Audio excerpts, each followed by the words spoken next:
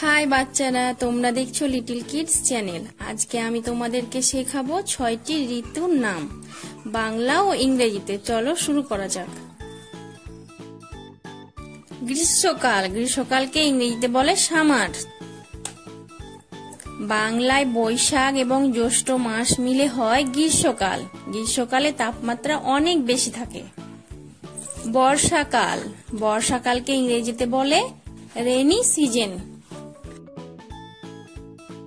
আষাঢ় এবং শ্রাবণ মাস মিলে হয় বর্ষাকাল।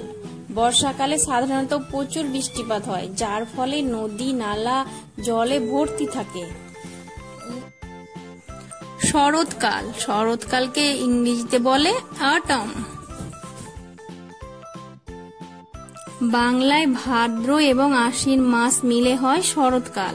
শরৎকালে সাধারণত বৃষ্টিপাত কম হয়ে থাকে। হেমন্তকাল, হেমন্তকালকে ইংরেজিতে বলে লেট অটম।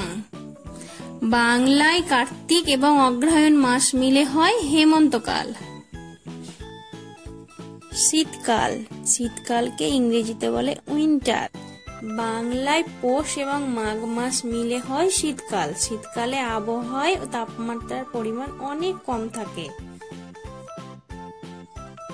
বসন্তকাল, বসন্তকালকে ইংরেজিতে বলে স্প্রিং। বাংলায় ফাল্গুন এবং চৈত্র মাস মিলে হয় বসন্তকাল।